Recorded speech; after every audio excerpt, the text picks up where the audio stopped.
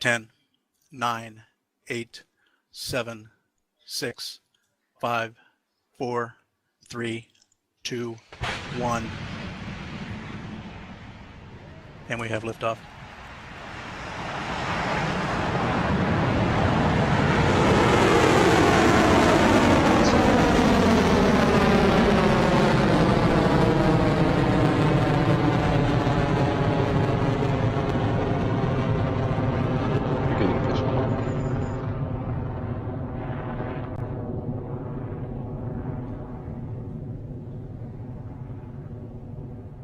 Stage 1 propulsion is nominal. T plus 31 seconds into the mission, and Electron is airborne after our 26th launch from LC1. We have a great view of that Electron leaving the pad as Electron powers its way to space. We are now at 4 kilometers in altitude, and very soon Electron will reach max Q. This is what's known as the point in the mission when the aerodynamic forces against the rocket are at their peak and cause the most amount of stress Electron will experience on its ascent. The call that we've cleared max Q should come from mission control shortly.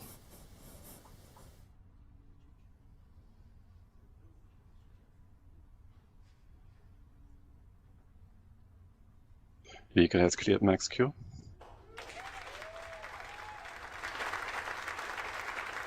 Having cleared max Q, Electron's trajectory remains on track and its propulsion is looking nominal as the mission continues to orbit. Soon we'll be coming up to the separation of the rocket stages that will signal the beginning of our Electron recovery attempt.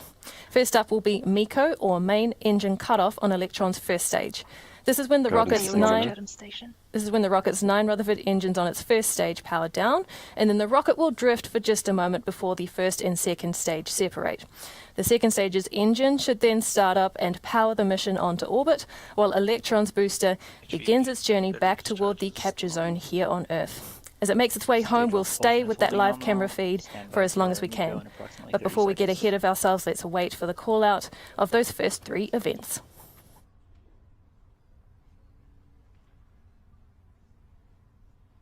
15 seconds to MECO. So recovery is starting to get ready. Switch a few sets and now we're waiting until we separate where it starts to really get into business.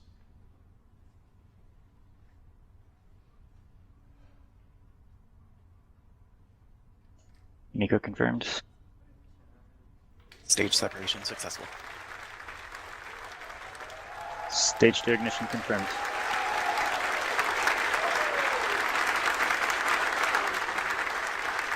And here we go, it is happening. Electron has successfully completed MECO, stage separation and second stage engine start.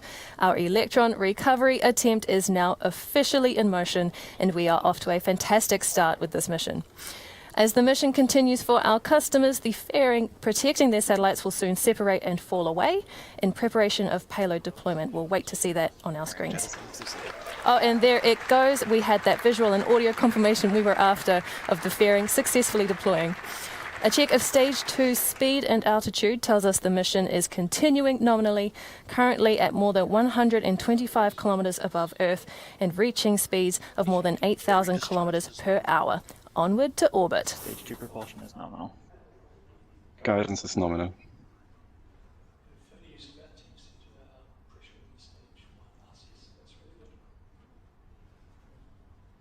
Starts at about 45 MPa, we're at about 40.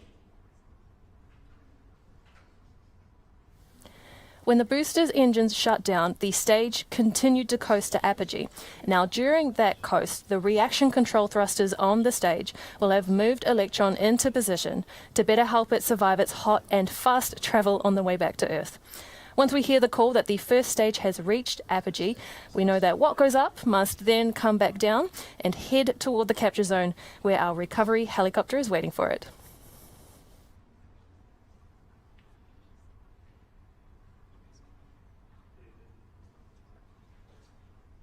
So the helicopters just had the stage 2 clear, so now they're going to be heading in closer, I suspect. I don't actually know for sure.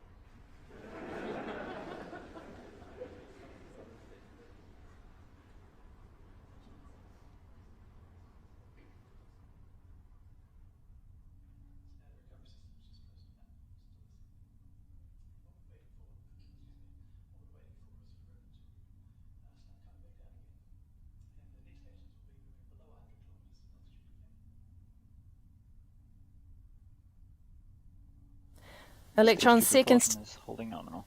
Electron's second stage engine, as you heard there, is continuing nominally and firing hot as the mission continues to orbit. All payloads on the stage remain healthy and ready for release to their 520-kilometre circular orbit. The next milestones to watch out for will be the deployment of the first chute on the Electron booster and the swap of the batteries powering the Stage 2 Rutherford engine.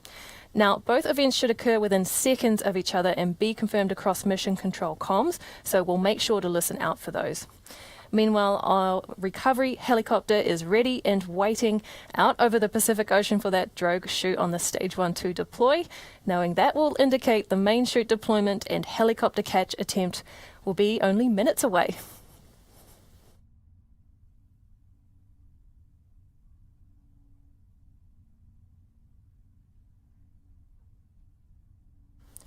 Taking a look at the telemetry, Electron's second stage continues on its journey to orbit at a speed of over 11,000 kilometers an hour and an altitude of more than 220 kilometers. Meanwhile, Electron's first stage is on the correct angle of attack to make its way through the wall, as you can see on your left there. Now, that wall is the roughest part of the atmosphere, but thanks to the RCS thrusters we mentioned earlier, the Stage 1 booster is on a very smooth descent. We are coming up to the next gate, though, for Electron's second stage to clear, the battery hot swap for its Rutherford engine. This engine is the world's first to use the electric pump feed cycle for orbital space travel. To keep the propellant pump system going all the way to orbit, we swap out the batteries as they are drained with a new set to keep the system running. We're likely to catch the glint of sunlight reflecting off the discarded battery packs as they fall away, so keep your eyes on your screen for that and your ears open for the call from Mission Control to confirm. Nominal, approaching hot swap in roughly 30 seconds. Guidance is nominal.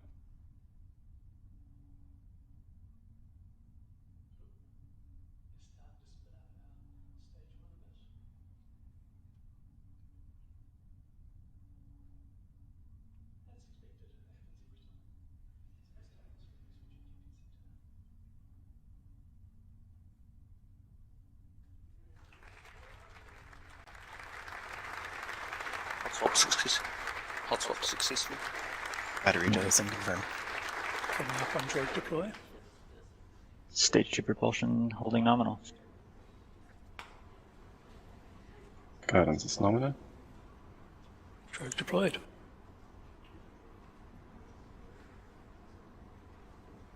Battery hot swap is confirmed, and so too, you heard it there, the deployment of the drogue chute on Electron's first stage. The second stage is continuing nominally on its mission for our customers. You can see it on your screen there. And for recovery, we are around 30 seconds or so away from the main parachute being released. This action should really slow down the booster's travel to a slow enough speed for our recovery helicopter to safely move in and attempt to capture it.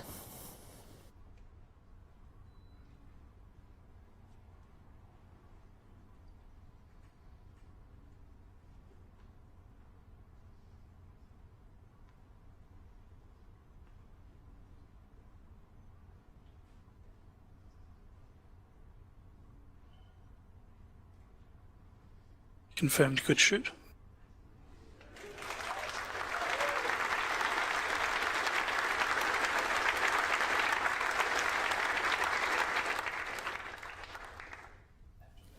Fantastic news there from Mission Control. We have just had confirmation that the main parachute on Stage 1 was successfully deployed and the S-92 helicopter can prepare to capture Electron.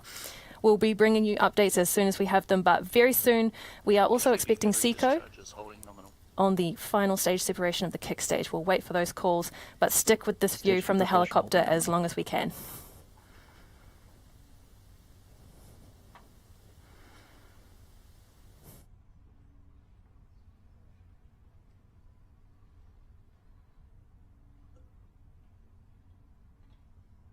So stage 1 has lost GPS, which is a bit of a bang. We hope that we managed to mitigate that by having different antennas. Entered burnout detect. Guidance is in terminal, 27 seconds remaining. It's a bit longer of a second stage burn than normal to get us to our 520 kilometre SSO orbit. On the left, you can see the helicopter moving into position, and on the right, we have Electron's second stage travelling onto orbit. Y axis, which is along the long axis of the vehicle, it's sort of winding up a little bit and then unwinding the other way. Seco. Stage 3 separation confirmed. Normal transfer orbit achieved. You see it on the screen there, the Rutherford engine on Electron Stage 2 has successfully shut down, and Stage 2 and the kick stage will have cleanly separated. The kick stage will now enter what we call a coasting phase while it's in an elliptical orbit before its Curie engine ignites and propels it into its sun-synchronous orbit, where we will deploy the satellites. Now, on the left of your screen, you can see the views from that recovery helicopter. We have only a few minutes left in the capture window where that helicopter can safely recover Electron.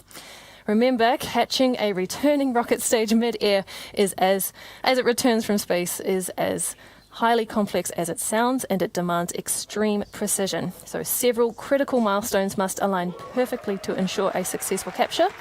We are on track to do that, but we are prepared with an ocean vessel nearby. And we've just had confirmation as well that the parachute is in sight of the pilot on that chopper. Exciting stuff. Hopefully we'll see it on our screens there soon too.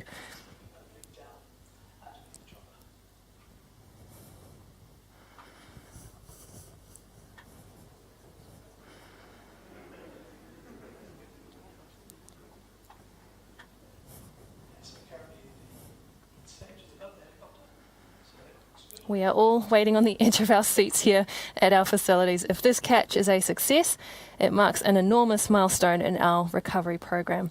Let's hope we can see that parachute in the frame of the camera soon.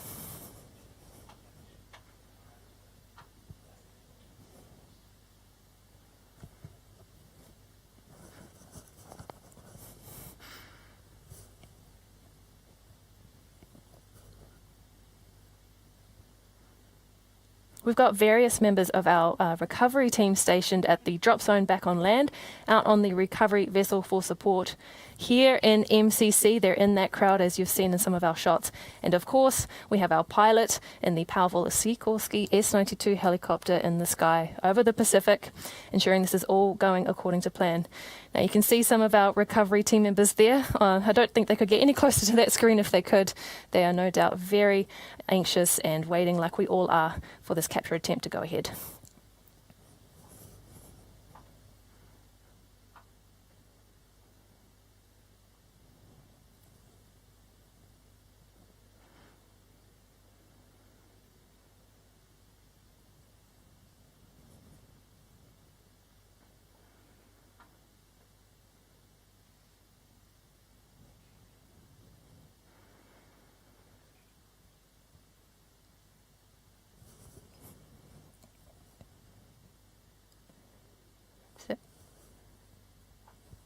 It was only 3 years ago, can you believe it, that we announced the Recovery and Reusability Program. And here we are today after 5 successful previous re-entries, bringing us to this moment. What you can see on your screen is the line from the helicopter with the capture hook at the end of it. That pilot is moving into position to attempt that catch with the Electron booster underneath the parachute. Hopefully we'll see that on our screen soon. But keep your fingers crossed for this attempt.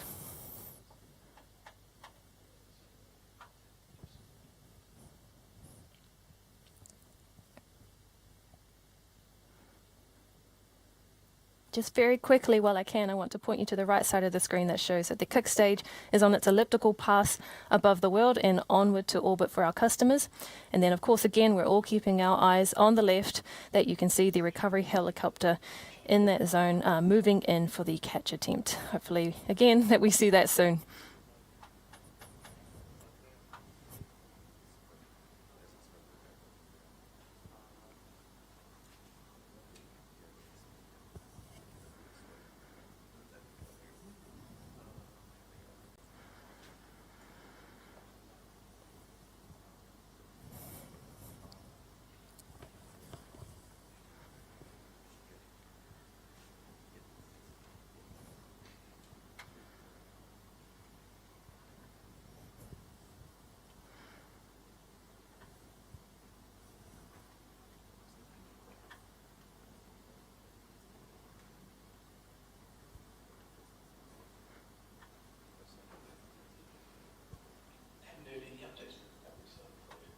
I don't know about all of you viewing, but the longer I watch this line waiting for that parachute to come in.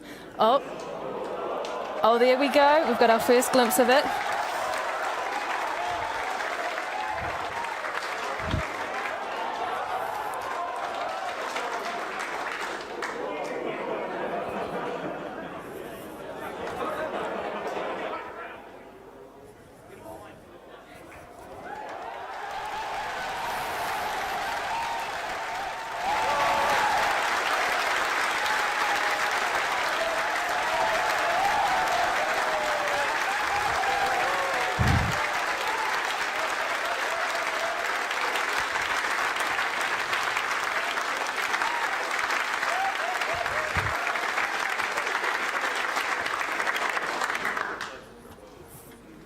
Absolutely incredible stuff there. We have successfully caught that Electron booster underneath the parachute. So that helicopter, confirming again, has hooked onto the drogue line and has captured Electron. Just incredible. So now the helicopter will bring the stage to land, where our engineers will analyse and determine if Electron is suitable for reflight.